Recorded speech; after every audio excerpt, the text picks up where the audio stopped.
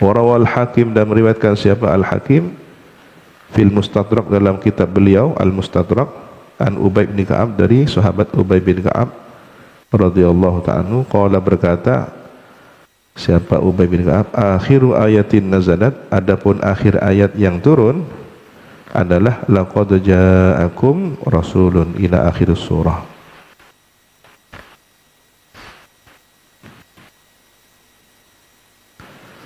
Khasiat dari ayat ini ketika dibaca setiap salat maktubah, selesai salat pada saat menjelang wirid dibaca laqad ja'akum rasulun min anfusikum azizun 'alaihi ma 'anittum harisun 'alaikum bil mu'minina raufur rahim. Ini akan ada anugerah sir, rahasia, keberkahan dalam diri orang yang mendawamkan, yang istiqomah membacanya. Kenapa? Karena dia seolah-olah senantiasa menghubungi komunikasi kepada Nabi, seperti orang yang terus-menerus berkomunikasi kepada Nabi. Nabi terus dikontak, dihubungi. Pada akhirnya ada kedekatan, ada kedekatan ruhani dengan baginda Nabi. Seakan kita menghadirkan sosok ruhani beliau. Laqad ja'akum, demi sungguh telah datang kepada kamu sekalian. Datang. Ini nilai makna ja'akum. Ketika dibaca, ruhaninya Nabi datang. Nurnya Nabi bisa datang, dihadirkan dalam makna keberkahan doa beliau, kasih sayang beliau, nadrahnya, pandangan batin beliau, perhatian beliau di alam barzah kepada kita secara khusus. Ketika kita baca di tempat-tempat yang istimewa, kita baca di tempat tertentu, maka tempat ini menjadi tempat yang sudah didatangi rahmat Allah, karena sudah kita bacakan sesuatu yang mendatangkan rahmat.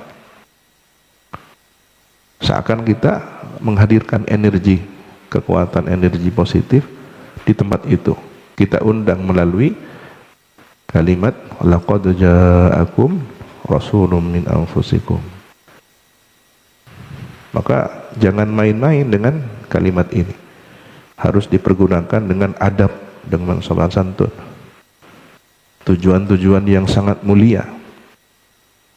Karena kita sedang berkomunikasi, berhubungan dengan insan yang mulia secara ruhani, secara kontak batin.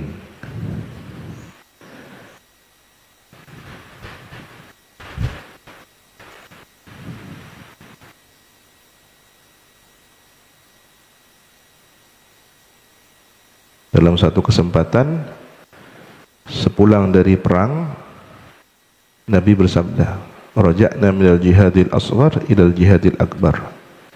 Kita pulang dari jihad yang kecil menuju jihad yang besar. Para sahabat terheran-heran.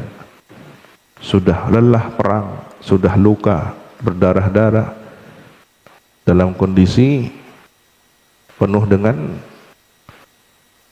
derita luka, kehilangan harta benda, kehilangan, bahkan ada yang kehilangan nyawa, yang mati syahid.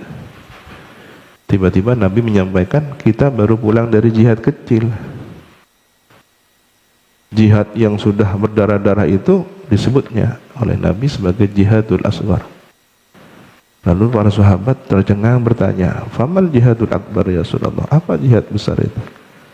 Ternyata beliau bermaksud jihad melawan diri nafsu.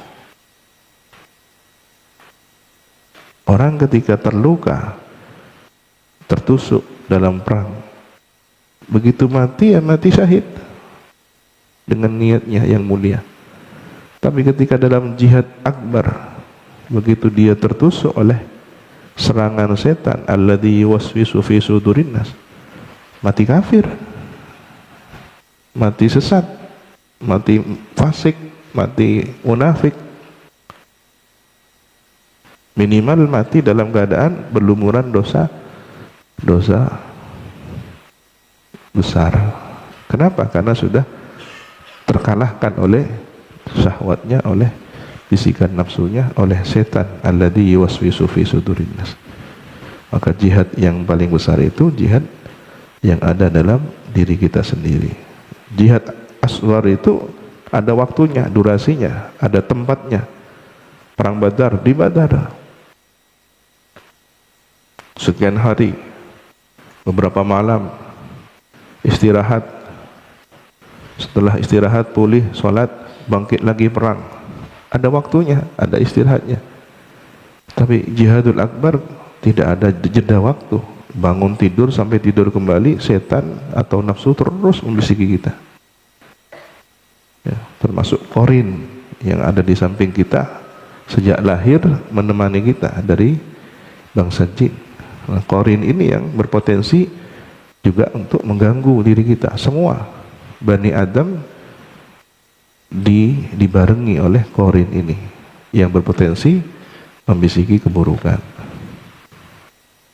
Bayangkan, satu orang melawan 3 musuh, nafsunya, kemudian setan dari unsur jin dan dari unsur manusia. Logikanya siapa yang menang? 3 lawan 1.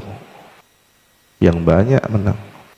Tapi satu ini bisa menang ketika menguasai rahasia kelemahan yang 3. Nafsu adalah ciptaan Allah.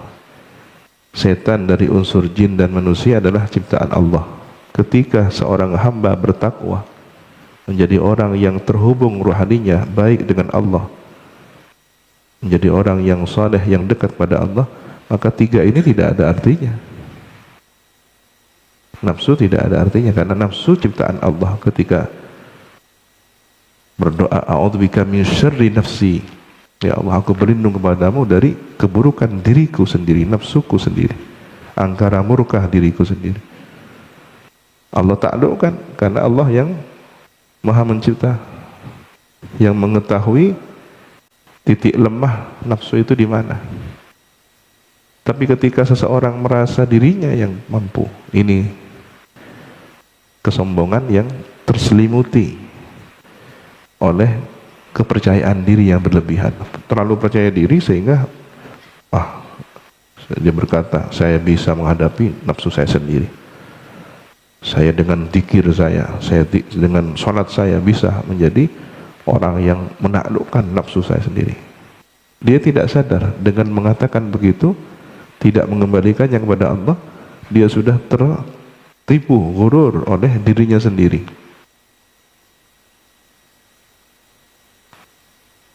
Menggampangkan sesuatu, tidak menghadirkan, melibatkan segala urusan dengan Allah Subhanahu wa taala. Maka perbanyaklah berzikir, la haula wala quwwata illa billahil aliyil azim, sehingga kita setiap detiknya, setiap menitnya, setiap jamnya, setiap harinya senantiasa merasa melibatkan Allah. Dan memang seharusnya bahwa kekuatan kita tidak ada upaya dan daya kecuali dengan pertolongan Allah. Kita mampu datang ke majelis ini bukan karena semata-mata semangat kita, tapi hidayah taufik Allah.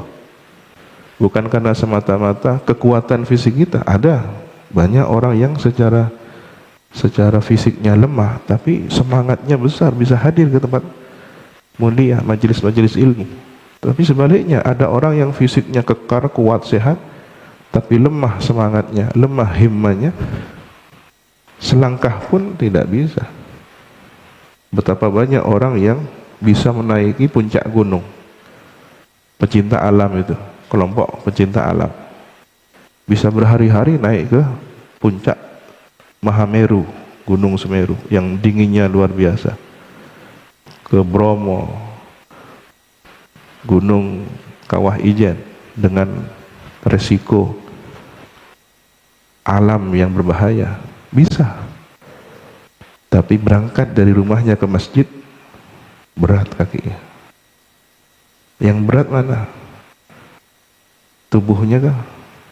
Ke puncak gunung bisa, tapi ke masjid yang hanya berapa langkah dari rumahnya tidak mampu. maka mentalnya, himmahnya yang lemah. Itulah mengapa setiap pagi dalam wirdul latif kita diajari untuk berdoa, Allahumma inna a'udzubika minal ajzi wal kasal. Ya Allah, aku berlindung padamu dari lemah dan malas. Ini yang menjadi beban berat kita, merasa lemah mentalnya dan merasa malas. Kalau sudah malas itu lemah darah, kalenti, ya, tak di orang. Begitu mendengar hayya 'alas shalah, deng kayak cetak, ya. Begitu berwudu hilang sudah. Ternyata sirnya di mana? Nurnya wudu, energi positif yang diperoleh dari wudu. Betapa banyak tukang bangunan, kuli bangunan yang fisiknya kekar kuat, mampu membawa beban yang kuat ke loteng, bisa berhari-hari mengerjakan pekerjaan bangunan dari pagi sampai sore. Tapi sholat Jumatnya berat, ya, bisa terkapar itu. Begitu mendengar adzan sholat Jumat langsung terlentang, yang hanya durasi berapa saat, ya. Tidak usah datang jam 10. Tidak usah datang jam 10. Jam 10 itu kan santri yang rajin, yang semangat. Jam 10 sudah duduk di masjid iktikaf. Surat Kahfi dibaca, wiritan dibaca sampai selesai sholat Jumat, masih iktikaf lagi wiritan. Mungkin Anda sibuk dengan pekerjaan di toko, di pasar, di bangunan. Tapi detik-detik menjelang khutbah, imam sudah naik ke atas mimbar, akan memulai khutbahnya. Datang berapa menit? Khutbah dua khutbah Jumat, sholat Jumat. Dibanding bekerja di bawah panas matahari dari pagi sampai siang, sampai sore. Bandingkan lelahnya, bawa semen, bawa pasir, bawa alat-alat bangunan, bolak-balik naik. Kenapa semangat? Karena dibiarkan oleh setan. Biarkan, torot. Apalagi dibujuk, ayo, ini 50.000 ini. Yang terbayang 50.000, terbayang sekian ribu, 100.000. Tapi begitu sholat dibuat setengah tak percaya. Apa ya pahalanya ini? Tak kelihatan. Kalau bekerja merah dan biru kelihatan. Nominalnya ada, dipegang tangan. Tapi pahala itu mana? Maka banyak orang yang sudah kehilangan kepercayaan dengan pahala dan dosa. Begitu ditakut-takuti dengan dosa, susah tak padang. Begitu dimotivasi dengan ibadah, ganjaran tak padang. Oh, sampean ini kalau sholat dapat 27 derajat, dapat satu kebaikan 10 kali lipat. Mana 10 kali lipat itu? Mana nilainya? Mana? Dia bertanya-tanya gitu. Maka beruntunglah orang yang dianugerahi keyakinan, sehingga nanti di akhirat benar-benar menjadi orang yang istimewa, orang yang terbukti bahwa apa yang dia yakini selama di dunia nyata. Dan ini Al-Quran yang menyampaikan. Al-Quran yang menyampaikan bahwa di akhirat akan ada peristiwa orang-orang mukmin di surga berkata kepada orang-orang yang ingkar, ahlul kabair, orang kufur di neraka, hal wajadtum ma wa'ada rabbukum haqqah? Apakah kalian sudah temukan janji Allah itu nyata? Dijawab, ada suara yang mewakili, ada muadzin, ada juru pengeras suara. Jadi orang-orang surga memanggil-manggil, hal wajadtum ma wa'ada rabbukum haqqah? Penduduk neraka, kalian sudah tahu sekarang yang sudah dijanjikan oleh Allah di dunia? Kamu rasakan sekarang. Qad wajadna ma wa'ada rabbuna haqqan. Iya, kami sudah merasakan. Maka nanti ahli neraka minta kepada ahli surga. Wahai ahli surga, disampaikan juga oleh seorang juru adzan. Mungkin malaikat muadzin minal malaikat. Suara hati nurani orang-orang neraka disampaikan kepada ahli surga. Minta dua, air dan apa yang direzekikan oleh Allah, kenikmatan surgawi, buah-buahan, makanan, kenikmatan-kenikmatan. Ini diinginkan oleh penduduk neraka. Maka Allah haramkan keduanya, air surga dan kenikmatan surgawi pada ahli neraka. Kenapa? Karena di dunia mereka telah menghalalkan apa yang Allah haramkan. Diharamkan minum khamr, diharamkan narkoba, dicoba-coba. Diharamkan melakukan ini, kemaksiatan, zina, fahisha dan semacamnya, dicoba-coba, ditabrak aturan Allah. Maka nanti kemudian orang-orang semacam ini akan dihalangi dari kebaikan surgawi. Wal iyadzu billah. Mudah-mudahan kita diselamatkan oleh Allah. Shadaqallahul azim, wallahu subhanahu wa ta'ala alam. Rabbi zidni ilma, Rabbi zidni ilma. Subhanakallahumma wa bihamdika asyhadu an la ilaha illa anta astaghfiruka wa atubu ilaik. Wa sallallahu ala sayyidina Muhammad wa ala alihi wa sahbihi wa sallam. Alhamdulillah rabbil alamin. Ya Rabbana a'tarafna